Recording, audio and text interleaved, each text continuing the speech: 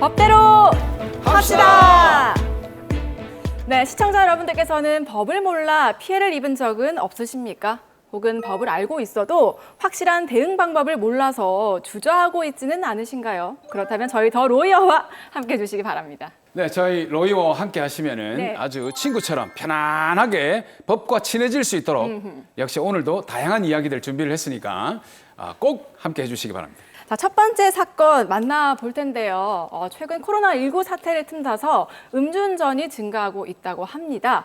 이번 사건도 음주운전과 관련된 내용이라고 하는데 어떤 사연인지 화면으로 만나보시죠.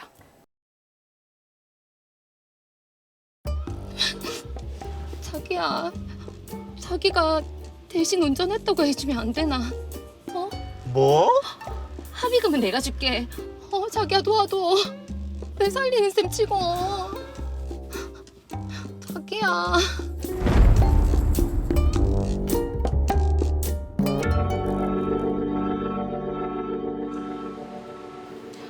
벌써 우리가 만난 지 1년이 됐네. 그러게 1년 동안 사랑해줘서 고맙다. 오늘 우리 자기 하고 싶은 거 다 들어줄게. 진짜. 그럼 내가 자기한테 거짓말 한 적 있나? 자, 우리 자기 한 잔 받으세요. 네. 아직까지 분위기 좋습니다. 짠.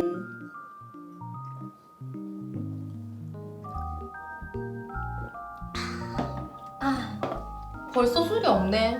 자기야, 한 병 더 시킬까? 아 그러지 말고 우리 조금만 더 가면 분위기 좋은 술집 있는데 거기 가서 한 잔 더 하자. 좋지? 맞아 피아라. 알겠다. 1차만 하고 끝내야 되는데요. 그러기가 쉽지가 않죠. 왜? 대리기사님 없대? 여기도 안 된다네. 아니 무슨 술 마시는 사람이 이래 많노? 아, 벌써 30분째 기다리고 있는데 이러다 10시 돼서 2차 못 가는 거 아니가? 거기 뭐나? 아니 차로 5분밖에 안 걸린다. 항상 저 5분이 문제입니다. 자기야. 그럼 내가 운전할게. 뭐? 자기가? 자기 면허도 없잖아. 5년 전에 면허 취소되고 다시 안 따서 그렇지. 운전은 할 수 있다. 아이, 그래도 술도 한 잔 했고. 소주 한 병으로 나눠 마셨거든. 그리고 내보다 자기가 더 많이 마셨잖아. 아, 이러다 문 닫겠다. 이번 한 번만. 그래도 아닌 것 같은데. 아, 오늘 내 하고 싶은 대로 다 하게 해준다면서. 그리고 바로 앞인데 뭐. 응? 그리고 오랜만에 운전해보고 싶단 말이야. 진짜 조심해야 된다. 걱정 붙들어 매세요. 무면허 같으면 안 되는데요. 차키를 주면 안 되는데요. 그러니까요.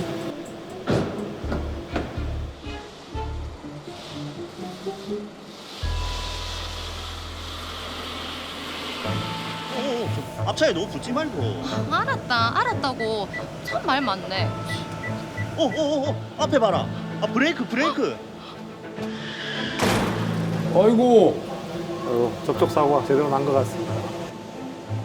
어떡해. 아이, 그니까 내가 바짝 붙지 말자고 했잖아. 아니, 자기가 자꾸 말 시키니까 그렇지. 자기야, 근데 어떡하노? 음주운전에 무면허인데. 자기야, 자기가 대신 운전했다고 해주면 안 되나? 뭐? 합의금은 내가 줄게. 자기야 도와줘. 제발. 자기야. 알았다. 앞차 주인 오기 전에 빨리 자리 바꾸자.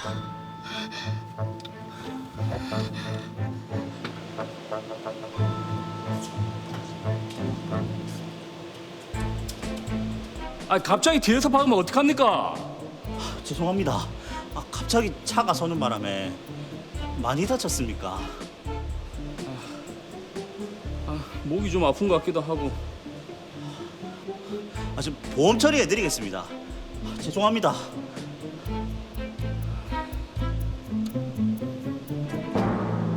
김영민 씨, 전치 2주 나오셨다고요?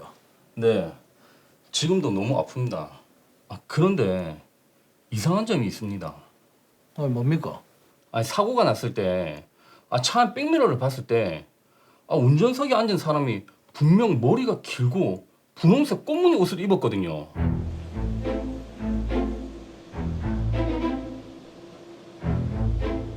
증거가 남네요. 아니 현장에서는 그런 말 없었잖아요. 그때는 사고가 나서 미처 말씀드리지 못했는데 분명합니다. 정민수 씨, 사고 당시 정민수 씨가 운전한 거 맞습니까? 예, 제가 운전했습니다. 제 기억이 분명합니다. 아니 형사님, 제 차에 후방 카메라가 있는데 그거 제출하겠습니다.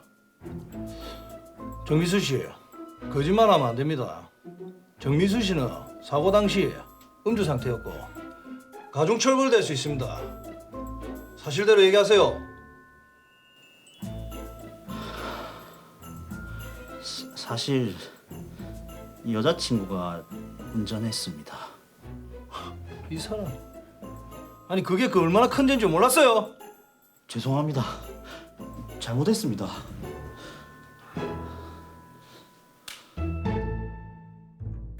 네, 자 무면허 음주운전에 운전자 바꿔치기까지 한 상황인데 참 이게 할 말이 없습니다.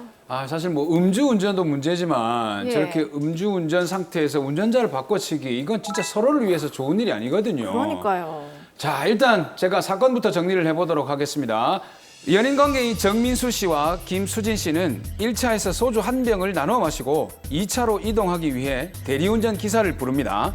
하지만 호출이 잘 되지 않자 김수진 씨가 가까운 거리니까 자신이 운전을 하겠다고 합니다.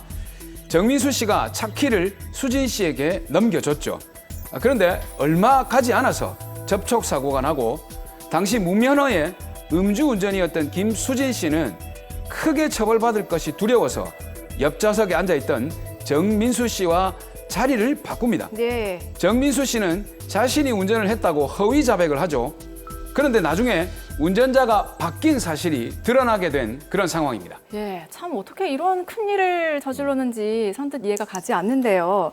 자, 드라마를 보다가 제가 이제 궁금한 게 있습니다. 김수진 씨가 이게 왜 무면허 상태였을까요? 일단 조사를 좀 해봤는데 네네. 5년 전에 역시 음주운전으로 취소가 된 상태였습니다. 그런데 다시 따지 않았기 때문에 지금은 무면허 상태인 거죠. 아직도 이 반성을 하지 못하고 어떻게 보면 참 상습범이네요. 그렇죠. 자, 일단 이 커플들의 잘못이 많은데 하나하나 따져보도록 하겠습니다. 자, 김수진 씨가 일단 제일 잘못한 건 맞습니다만 바꿔달라고 한다고 바꿔준 이 남자친구 정민수 씨도 문제인 것 같거든요. 어떻습니까, 변호사님? 네, 당연히 잘못된 행동이고 잘못된 판단을 한 것입니다. 예. 도와주겠다는 마음에 순간적으로 그런 판단을 한 것 같은데 수사기관의 수사에 혼선을 주는 아주 잘못된 행동이고 형사처벌까지 받을 수가 있습니다. 그렇죠. 엄연한 이 범죄입니다. 자, 그러면은 자신이 운전을 했다고 허위 자백을 하고 바꿔준 민수 씨는 어떤 죄가 성립이 될까요? 형법상 범인 도피죄가 성립합니다. 이게 범인 도피죄. 도피죄 와. 이러니까 네. 굉장히 뭔가 엄중한 범죄 같거든요. 네, 맞습니다. 운전자 바꿔치기는 음주운전을 한 사람의 처벌을 피하게 하기 위해서 동승자가 자신이 운전했다고 허위로 신고를 하는 경우입니다. 네. 그래서 자신이 대신 처벌을 받으려고 하는 것이죠.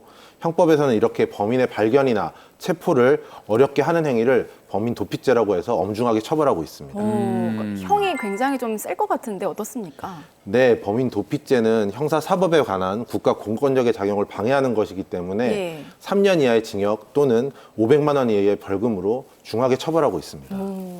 근데 이제 여자친구가 계속 바꿔달라고 했단 말이죠. 그렇죠. 바꿔달라고 한 여자친구 김수지 씨는 어떻게 됩니까? 원래는 범인 스스로가 도피하는 경우에는 범인 도피죄가 따로 성립하지는 않습니다. 하지만 자기가 수사기관에서 처벌받지 않기 위해서 다른 사람에게 적극적으로 허위 자백을 시키는 경우에는 범인 도피 교사죄가 성립하게 됩니다. 예. 네, 범인 도피 교사죄도 범인 도피죄가 되는 것이기 때문에 마찬가지로 3년 이하의 징역 또는 500만 원 이하의 벌금에 처하게 됩니다. 그러니까요. 이벌 받는 걸 두려워해가지고 다른 사람에게 죄를 전가시키려다가 결국에는 더 큰 처벌을 네. 받게 되는 거 아니겠습니까? 자, 그럼 정민수 씨의 경우에는 여자친구가 술을 마시고 운전하는 거를 방조한 것. 이것도 죄가 되지 않습니까? 네, 사례에서 정민수 씨는 여자친구가 술을 마셔서 음주 상태인 것을 잘 알면서 예. 운전을 하게 한 것입니다.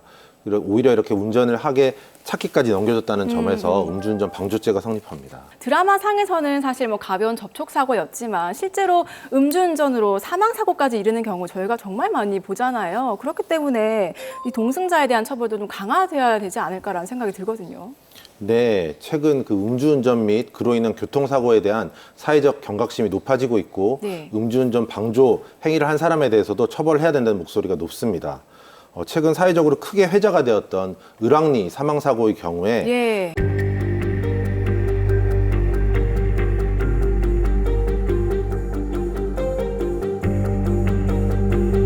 검찰은 처음으로 동승자에게도 윤창호법을 적용을 해서 기소를 한 바 있습니다.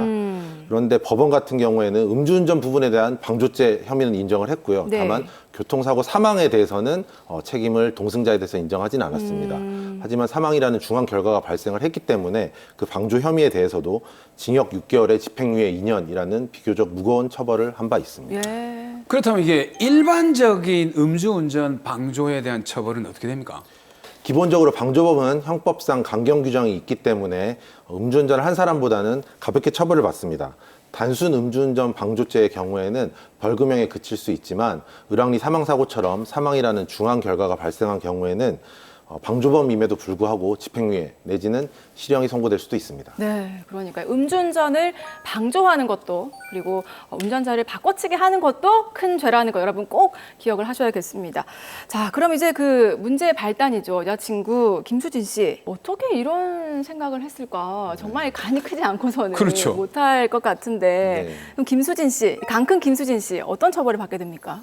네, 김수진 씨는 도로교통법상 음주운전 및 무면허 운전 혐의, 그리고 특정범죄 가중처벌 등에 관한 법률상 위험운전 치상 혐의가 성립을 하고 네. 형법상 범인도피 교사죄까지 성립을 하게 됩니다. 예. 음주운전 경력이 있는 상태에서 무면허의 음주운전을 하고 상해 사고까지 일으켰기 때문에 단순 벌금형에 그치지는 않고 최소한 징역형의 집행유예형 이상을 선고받을 가능성이 높습니다. 예. 실제 유사 사례에서 법원은 징역 2년에 집행유예 3년을 선고한 바 있습니다.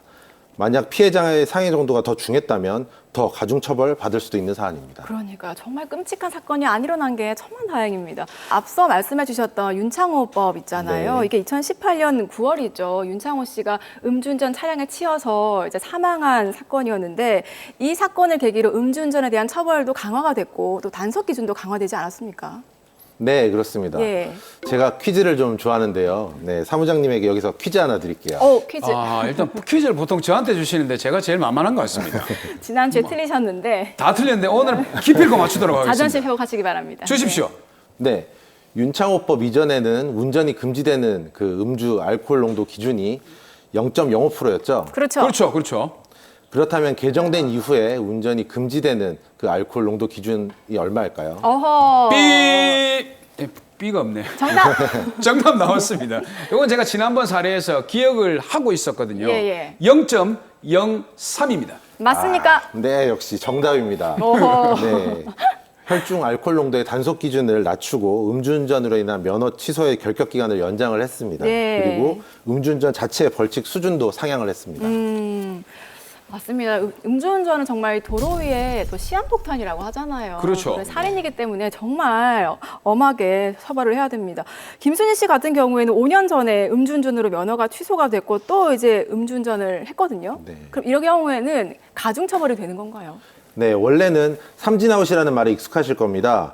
김수진 씨처럼 상습 음주운전자에 대한 처벌 기준은 강화가 돼서 현재는 2회 이상 음주운전을 한 사람은 2년 이상 5년 이하의 징역이나 1천만 원 이상 2천만 원 이하의 벌금에 처하도록 처벌 규정이 강화되었습니다. 네. 그러니까 이제 이렇게 처벌이 강화됐기 때문에 한 잔만 마셔도 운전대는 저 멀리 네네. 그리고 음주운전을 한 사람을 위한답시고 운전자를 바꿔치기 하는 거. 요거는 범죄자가 될 수 있습니다. 그러니까요. 꼭 기억하십시오. 자, 그러니까요. 음주 후에 내 차를 찾는다고 저 차가 내 차네 라면서 가까이 가지 마시고 해본 것 같은데요. 아니에요.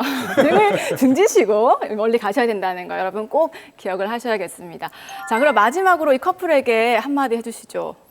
정민수 씨, 연인의 잘못을 덮어주는 건 사랑이 아닙니다. 그리고 김수진 씨, 음주운전을 한 것도 모자라서 자신의 잘못을 연인에게 덮어씌우는 것은 강력 범죄입니다.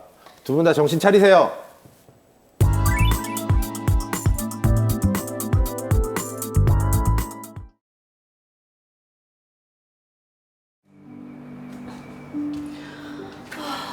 가볍게 바로 시작해야겠다.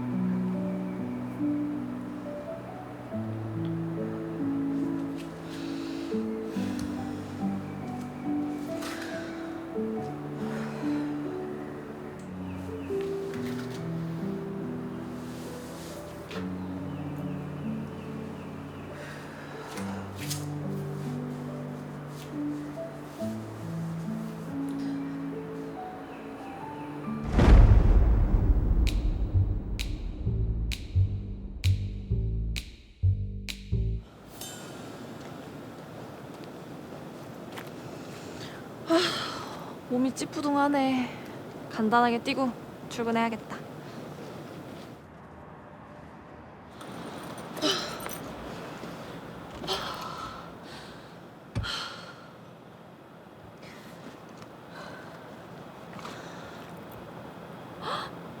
시간이 벌써 이렇게 됐네. 바로 가야겠는데. 이렇게 가도 되겠지? 레깅스는 요즘 다 입으니까. 저대로 출근하시는 거예요? 편해서 많이들 입고 다니시죠. 계단. 그래. 이것도 운동이지 뭐.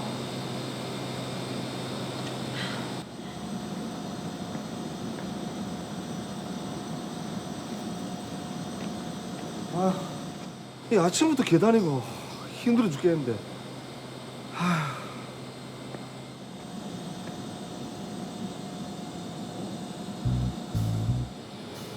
와, 몸매 지기네. 이 위생까지 찰떡궁합인데.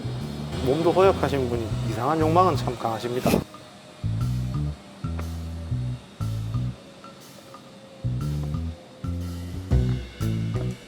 아, 이거 안 좋은데요? 따라가면서 촬영을 하네요.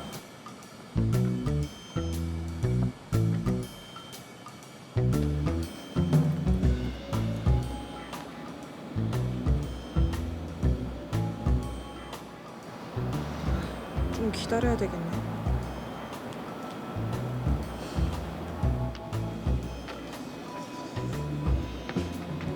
한 5분 정도 기다려야 되네. 아,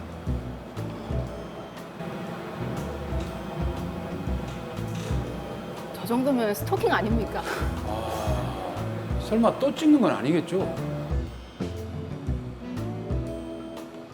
아, 저 눈빛 너무 싫네요.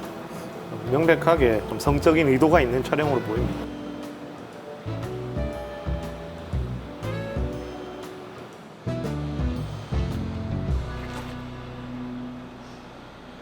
지금 뭐 하시는 거예요?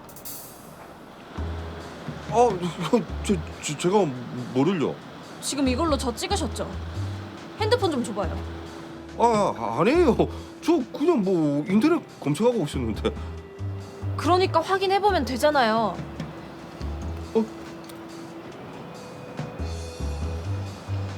계단에서부터 따라오면서 절 찍으셨네요? 죄송합니다. 바로 찍을게요. 한 번만 봐주세요.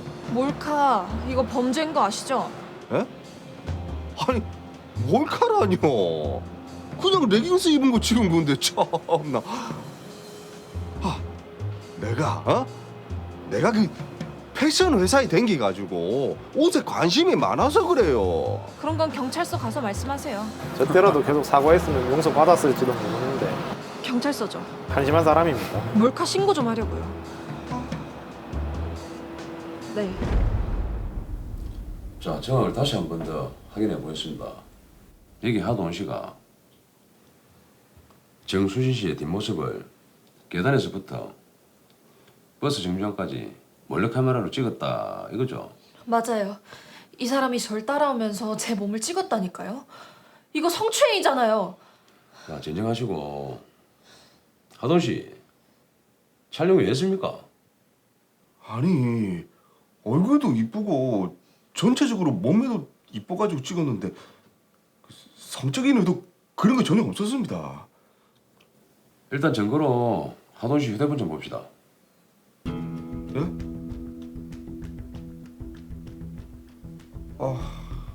예.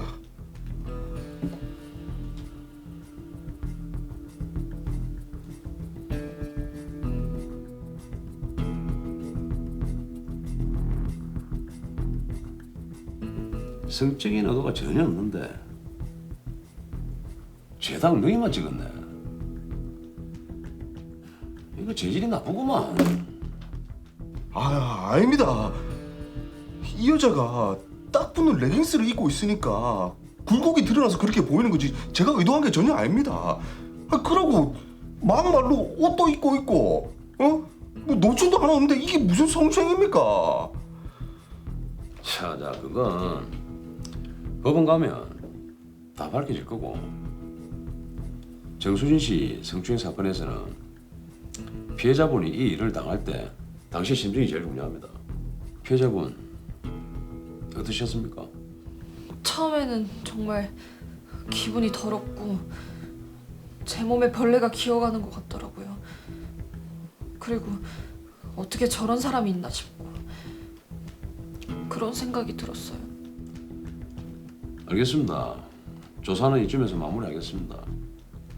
이 사건 검찰로 넘기겠습니다. 예? 검찰요? 그러면 교도소? 형사님 그게 아니고요. 스마트폰이 해킹을 당해가지고. 정수진 씨, 네, 검사님. 그동안 마음고생 많으셨죠? 몰카 사건 저희가 기소하기로 했습니다. 정말요? 기소 가능한 건가요? 네, 성폭력 범죄 처벌 등에 관한 특례법이 적용될 것 같습니다.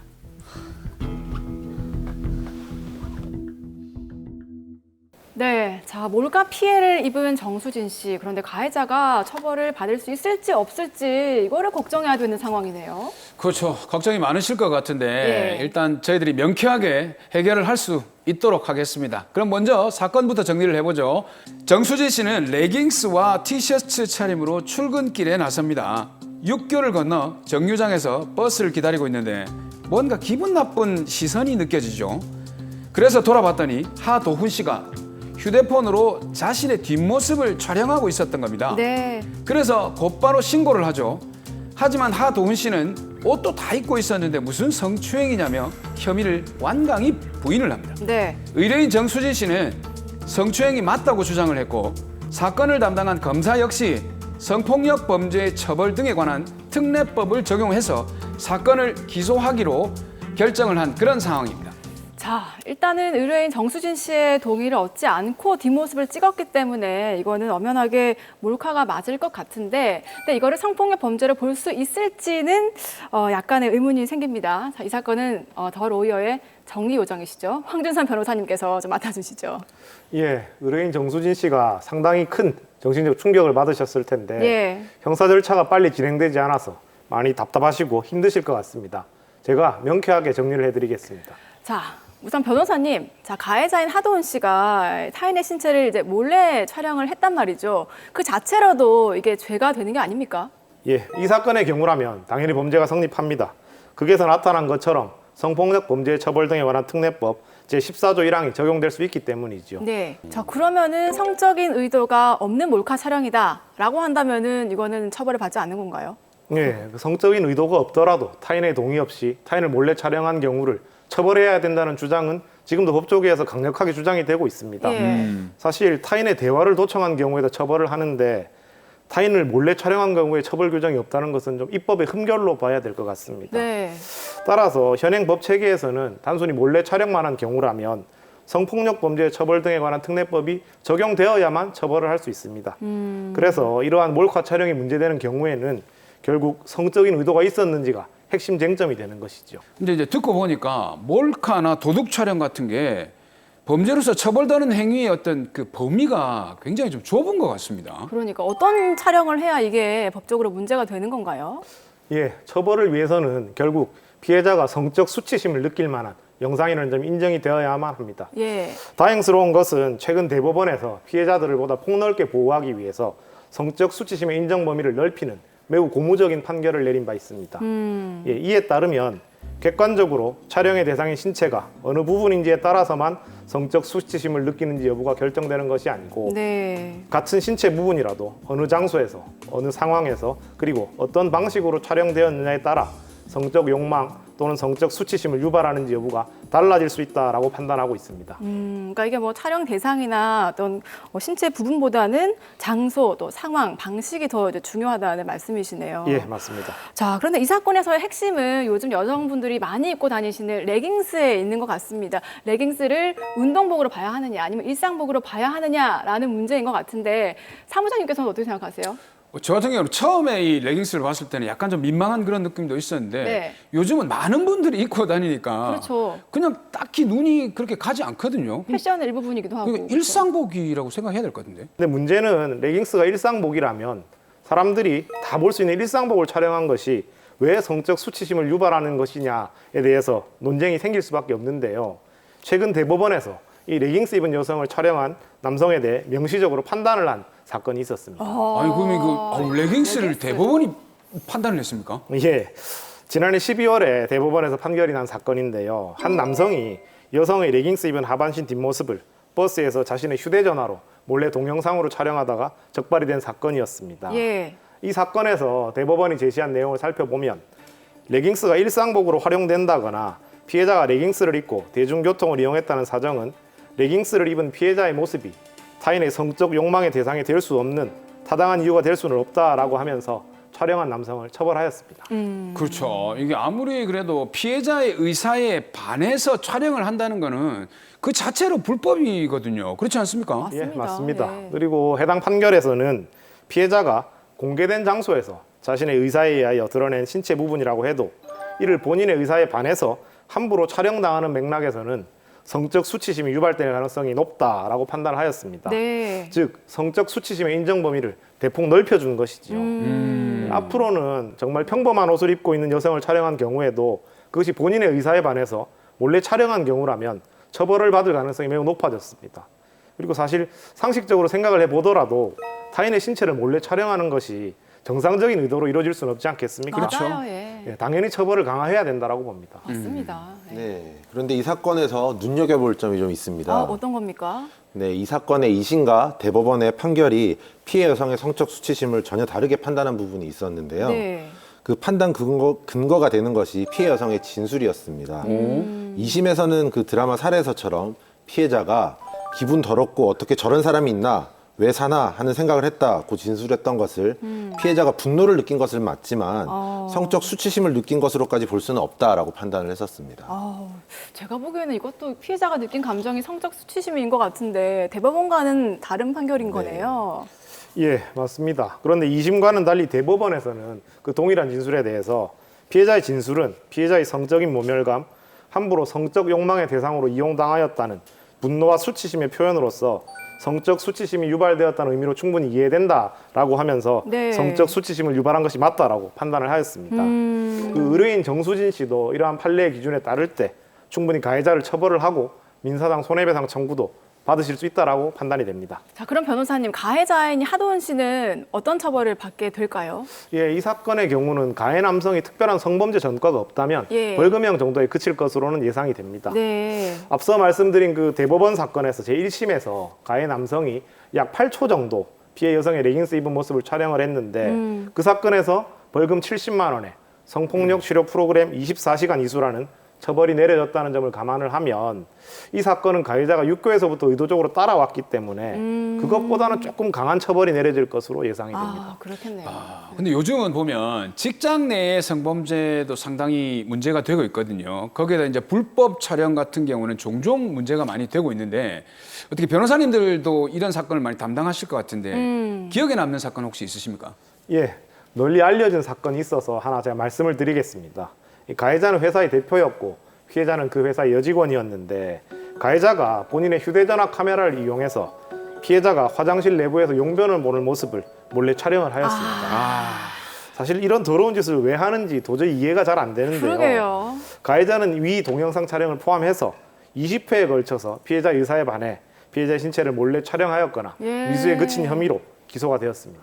아니, 무슨 용변 보는 거를 촬영을 합니까? 아우. 그럼 이 사건 같은 경우에는 처벌이 어떻게 내려졌나요? 예, 이 정도면 정말 심한 경우입니다. 예. 따라서 결과는 징역 1년에 집행유예 2년, 그리고 사회봉사명령 200시간, 성폭력 치료 강의 수강명령 40시간의 유죄 판결이 났습니다. 와, 근데 그 대표 같으면 형사처벌도 형사처벌이지만 민사상으로도 이게 손해배상 청구도 할 수 있는 거 아닙니까? 예, 맞습니다. 이러한 행동으로 피해자에게 좀 씻을 수 없는 정신적인 상처를 남겼기 때문에 당연히 이를 금전적으로 배상해줘야 될 의무가 있습니다.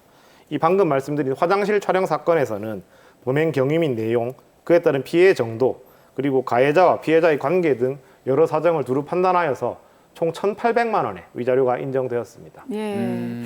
위자료 규모가 뭐 꽤 큰 편이긴 하지만 돈으로 그 정신적인 보상이 될지는 모르겠습니다. 어쨌든 성적 수치심을 유발시킬 수 있는 이 불법 촬영은 정말 근절돼야 한다는 거 다시 한번 말씀드립니다. 자, 그럼 마지막으로 의뢰인에게 해결책 제시해 주시죠.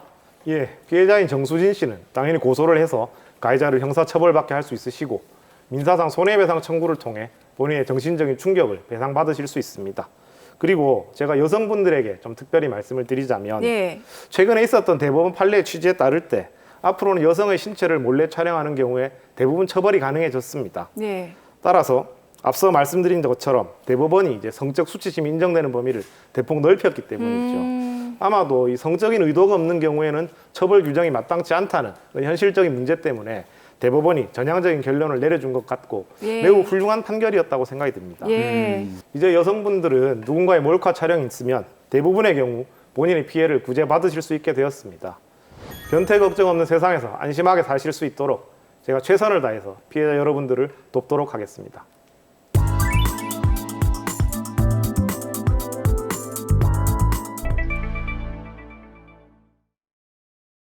네가 결혼해서 내한테 밥 한 번 제대로 차려준 적 있나? 나도 7년 동안 결혼 생활하면서 살림했고 애도 둘이나 낳았어요. 어제 내 친구가 네 남자랑 모텔 들어가는 거 다 봤단다. 지금 저 못 믿는 것 같은데 그냥 우리 이혼해요. 나도 더 이상 못 참겠어요. 아무튼 재산 분할이나 제대로 해줘요. 웃기는 소리 하고 있네. 재산 절대 못 준다.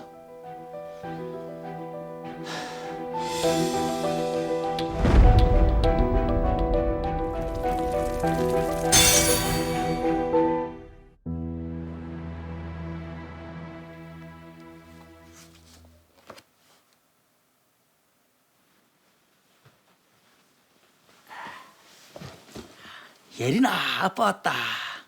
엄마는? 코네네야. 아이고, 예쁜 우리 딸. 혼자서도 잘 놀고 있었네. 밥은 먹었어요? 응? 아니, 지금 시간이 몇 시인데 아직까지 애 밥도 안 먹이고. 아빠가 금방 밥 챙겨줄게요. 자상한 아빠시네요.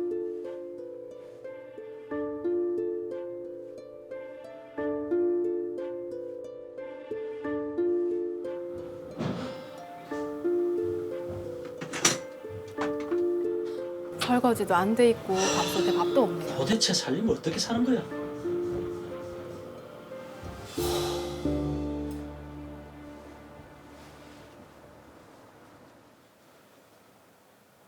예린이가 엄마 잔다고 하던데 안 자고 있었으면 애 밥이라도 좀 먹이지. 방금 일어났어요. 아, 그럼 사람이 왔는데 나와보기라도 좀 하든지. 폰만 보고 있나?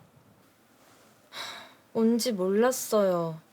아, 저 조금만 더 누워 있을게요. 몸도 안 좋고 기운도 없어요. 저 정도면 좀 상담이 필요한 상태 아닌가 싶습니다. 신혼여행에서부터 시작된 아내의 무기력한 태도와 우울증. 아무리 노력해도 나아지지 않았습니다. 신혼 때부터.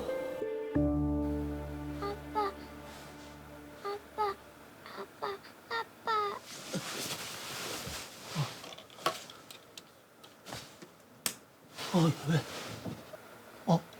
열이 나는데?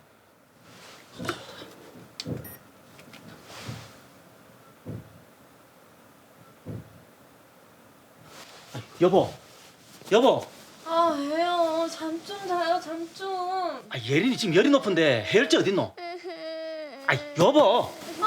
자는데 왜 깨우고 그래요? 애가 아파서 오는데 잠이 오나? 해열제 어딨노? 아 나도 몰라요. 약통이 있겠죠. 넌 시끄럽게 왜 자꾸 울어? 지금이 몇 시인데? 아프면 아프다고 말로 하면 되잖아. 그만 못 울어? 아, 왜 애한테 화를 내고 그래? 아프니까 우는 거잖아.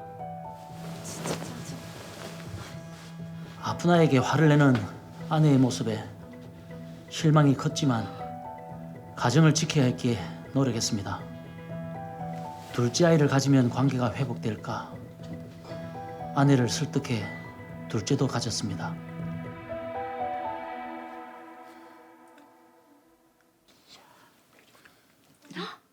메리야. 우리 메리 엄마가 얼마나 보고 싶었는데. 잘 있었어. 자기가 둘째 임신하고 너무 우울해하니까 내가 처가에서 데리고 왔지. 이제 우리가 키우자.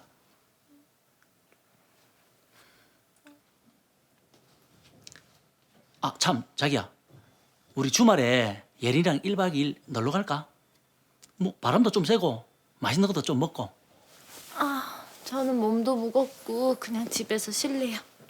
어구 우리 메리 엄마랑 같이 방으로 들어갈까요? 예뻐. 아내가 공감을 안 해주네요. 오셨어요? 애들 엄마는요? 방에 있어요. 근데 하루 종일 뭐 하시는지 나와보지도 않고 방에만 있네요. 예, 수고 많으셨습니다. 제가 애들 볼 테니까 들어가서 좀 쉬세요. 갓난애기가 있는데도 저렇게 하네. 그러니까요. 보모가 상주한 뒤로부터 아내는 아이의 아이들에게 관심을 끊어버렸습니다.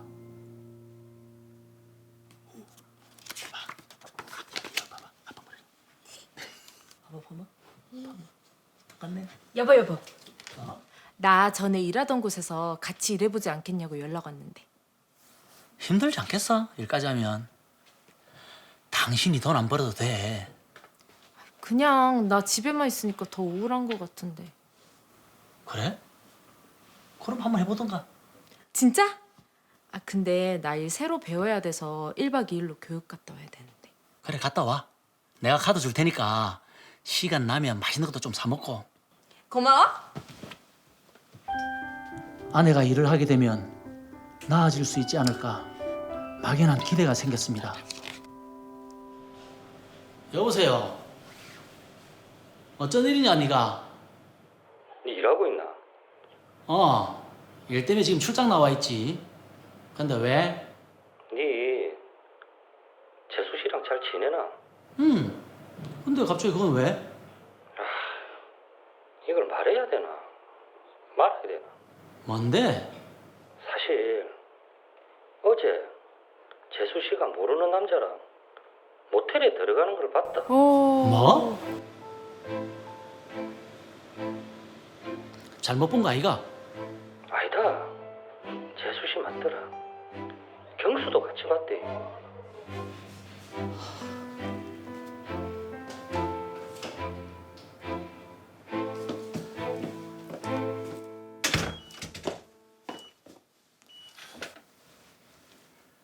어디 갔다 왔어?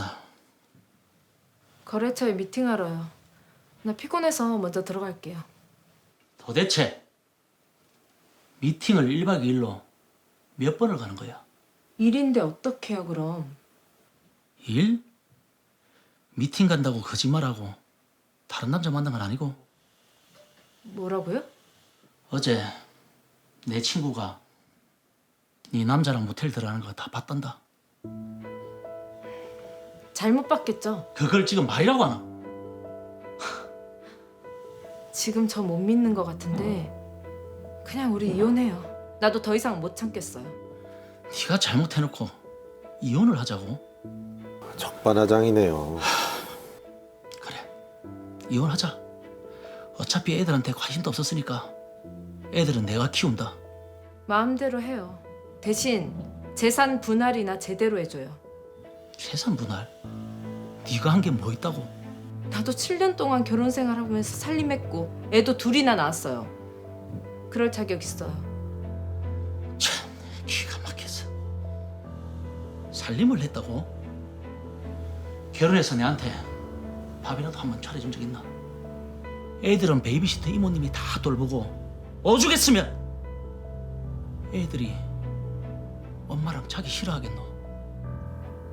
아무튼 재산 분할이나 제대로 해줘요. 웃기는 소리 하고 있네. 재산 절대 못 준다.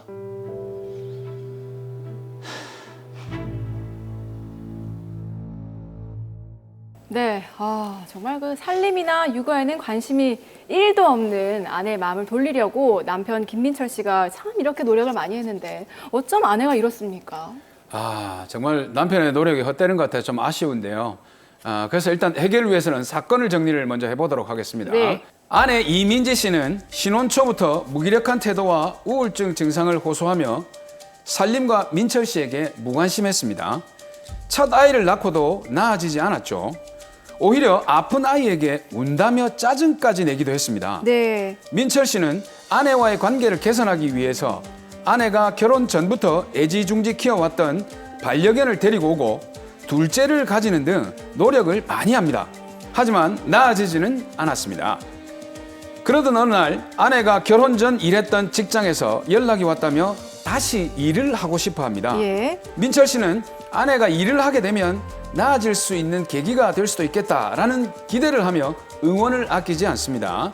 그런데 미팅을 이유로 외박이 잦아지고 급기야 민철 씨는 친구로부터 아내가 낯선 남자와 모텔에 들어가는 걸 봤다라는 이야기를 듣게 됩니다. 예. 김민철 씨는 아이들만 생각하며 아내를 설득하고 견뎌왔지만 결국 엄마로서의 자격도 없다라고 판단을 하게 되어서 재판상 이혼을 결심하게 됩니다.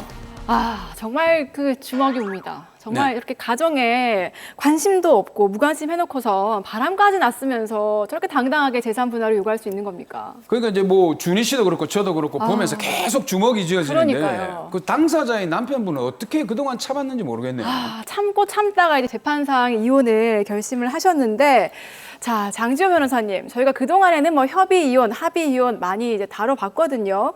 그런데 재판상 이혼 같은 경우에는 이혼 사유가 명확해야 한다고 이제 들었는데 맞습니까? 네, 맞습니다. 재판상 이혼을 청구하기 위해서는 6가지 사유 중 해당하는 것이 있는 경우 청구할 수 있습니다. 네. 첫째, 배우자의 부정한 행위가 있었을 때. 둘째, 배우자가 악의로 다른 일방을 유기한 때. 셋째, 배우자 또는 그 직계 존속으로부터 심히 부당한 대우를 받았을 때. 넷째, 자기의 직계 존속이 배우자로부터 심히 부당한 대우를 받았을 때. 다섯째, 배우자의 생사가 3년 이상 분명하지 않을 때.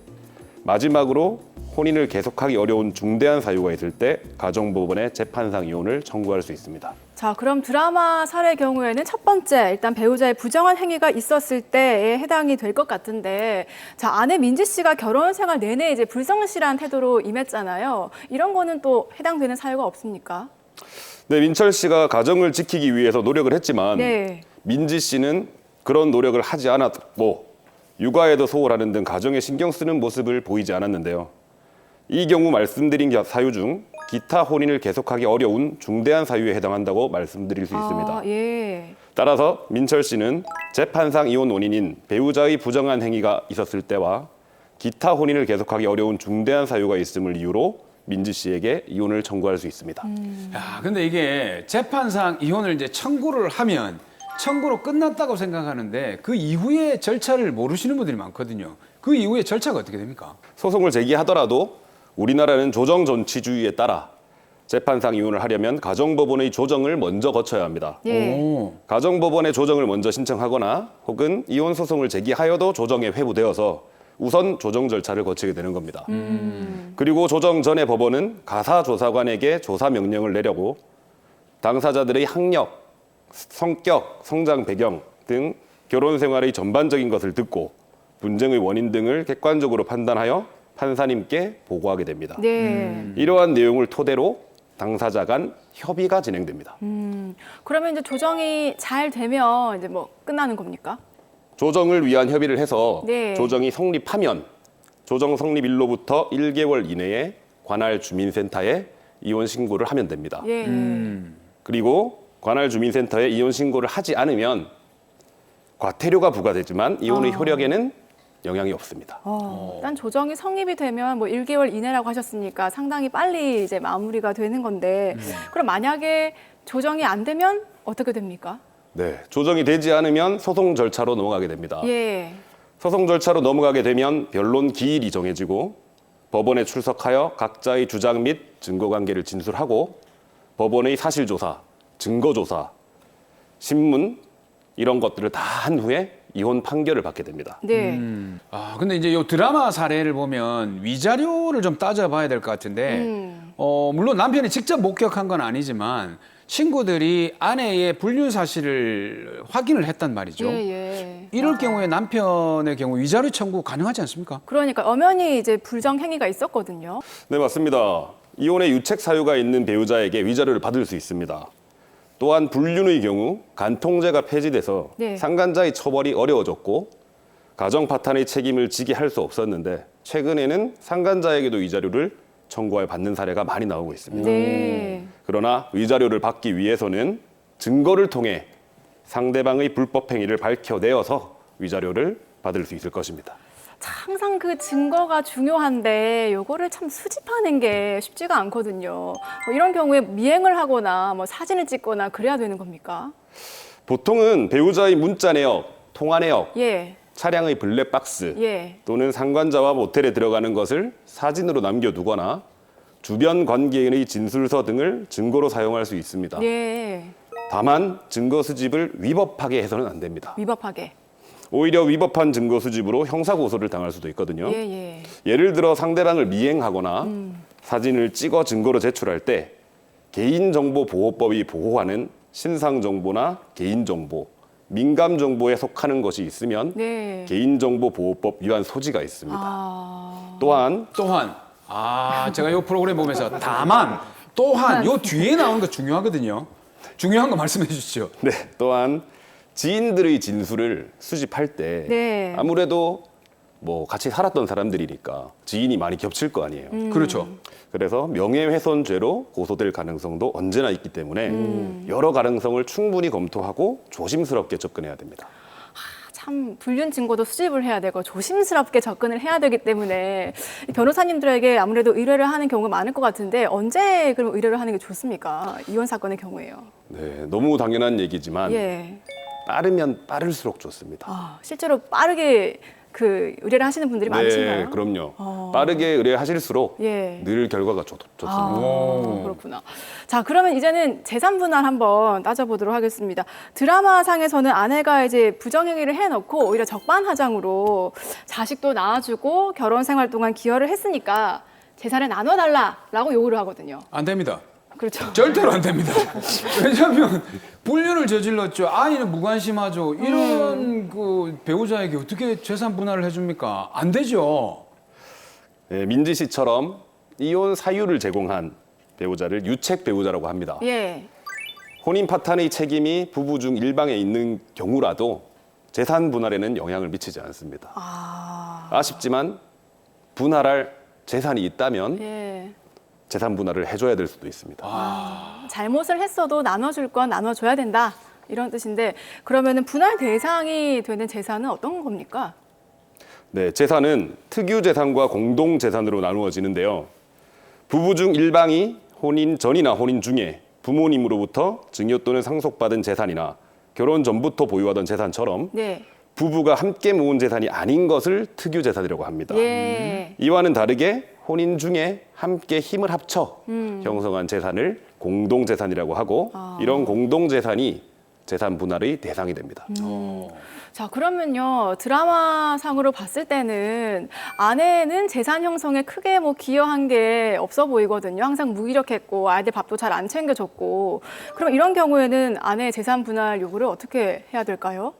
우선 재산이 특유 재산인지 아닌지부터 잘 따져봐야 되고 네. 만약 민철 씨의 특유 재산이었다라고 하면 민지 씨의 평소 행실을 보았을 때는 기여도를 인정받기 어려울 것으로 보여서 분할은 안 해줘도 될 겁니다. 예. 하지만 혼인 중에 공동 명의로 취득한 재산 등이 있으면 재산 분할 대상이 돼버리니까 기여도를 따지는데 집중을 많이 하셔야 될 것 같습니다. 여기서 잠깐. 예. 제가 지금 조사를 해봤는데 아내 민지 씨가 남편이 벌어온 돈으로 남편 몰래 숨겨놓은 재산이 있다는 것이 밝혀졌거든요. 그래요? 예, 이런 경우에는 지금 어떻게 해야 되는 거죠? 와, 황당한데요. 숨긴 재산은 가사조사관의 조사를 통해서도 확인할 수 있고 필요에 따라 구청, 주민센터, 세무서, 금융기관 등의 사실조회를 신청해서 숨겨진 재산을 찾아볼 수 있습니다. 예. 이혼 소송을 하는 중에 숨겨놨던 재산이 나타나기도 합니다. 자, 그러게요. 배우자의 잘못으로 이혼을 하는 것도 참 기분 나쁜 일인데 나도 모르는 재산이 있다 그러면 더 황당할 것 같거든요. 자, 그럼 이렇게 숨겨놓은 재산을 다시 되찾으려면, 내 몫을 챙기려면 어떻게 해야 됩니까? 미리 가압류, 가처분과 같은 보전 처분을 신청해서 그 재산을 처분하거나 옮기는 행위를 하지 못하게 사전에 미리 조치를 취해둘 필요가 있습니다. 자, 그리고 가장 이제 중요한 게 이혼 과정에서 양육권을 얘기를 해야 될 것 같은데요. 이 경우에 자녀는 어떻게 됩니까? 자녀의 경우 이혼을 하게 되면 예. 일방이 키우게 되는데요. 네네. 법원에서는 양육권자를 지정해 줍니다. 재판상이혼에서는 법원이 지정해 주는 거예요. 예. 근데 이게 그 법원에서 정하는 기준이 있을까 아닙니까? 네, 그 기준이 맞습니다. 어떻게 되죠? 네, 우선 자녀의 양육권은 자녀의 복지와 행복을 최우선적으로 고려하여 결정합니다. 여기서 법원은 자녀의 의사, 자녀의 연령, 이혼 사유의 귀책 여부, 부모의 양육 능력, 거주 환경 등을 바탕으로 아이가 자라면서 누가 양육하는 것이 더 좋은 방향인지를 판단하여 결정하게 됩니다. 자, 그럼 드라마에서는 그 아내 민지 씨가 거의 뭐 아이들 양육을 하지 않았단 말이죠. 그러면 민철 씨가 당연히 양육권자로 지정이 될 수 있겠네요. 꼭 그렇지만은 않습니다. 왜 그렇습니까? 최근 판례의 태도는 자녀가 어리면 어릴수록 정서적으로 엄마가 양육하는 게 낫다고 보고 있거든요. 네. 민철 씨가 아이들의 양육권자로 지정되기 위해서는 결국 엄마가 키우는 것보다 자기가 키우는 게 정서적으로도 더 낫다라는 것을 법원에 증명을 해야 되는 거라서 네네. 그렇게 쉬운 과정은 아니라고 봅니다. 아. 아이들을 가까이에서 지켜본 베이비시터라든지 예. 주변 가족들, 지인들 충분히 증언을 확보를 해서 조심스럽게 접근을 해야 되는 이유 중에 하나입니다. 그 엄마가 아이를 저렇게 방치를 하는데 아이들이 엄마한테 가서 행복하겠습니까? 그러니까요. 참 이혼을 하는 것도 가슴이 아픈데 재산 분할도 해야 되고 양육권 다툼도 해야 되고 가슴이 아픕니다. 참 원만하게 해결이 됐으면 좋겠다라는 바람이 있고요. 자, 마지막으로 의뢰인 김민철 씨에게 그럼 솔루션 제시해 주시죠. 네, 재판상 이혼은 굉장히 힘든 과정입니다. 대부분의 경우 진흙탕 싸움이 되는데요. 김민철 씨 사례에서는 재산 분할 못지않게 양육권에 대한 다툼도 치열해 보입니다. 더 로이어에서 변호사님들이 여러 번 강조한 얘기인데 이혼 소송에서 무엇보다 중요한 것은 증거 수집입니다. 감정에 휘둘리지 말고 신중하고 조심스럽게 증거를 수집해서 재산뿐만 아니라 아이들도 잘 지켜내주시길 바랍니다.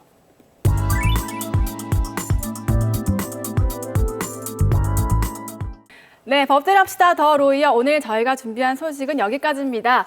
여러분 알고 계시죠? 카카오 채널에서도 더 로이어를 만나실 수 있으니까요. 친구 추가하시고 좀 더 쉽고 편안하게 만나보시기 바랍니다. 저희는 다음 주에 더 명쾌하고 재미있는 법 이야기로 찾아뵙도록 하겠습니다. 법대로 합시다.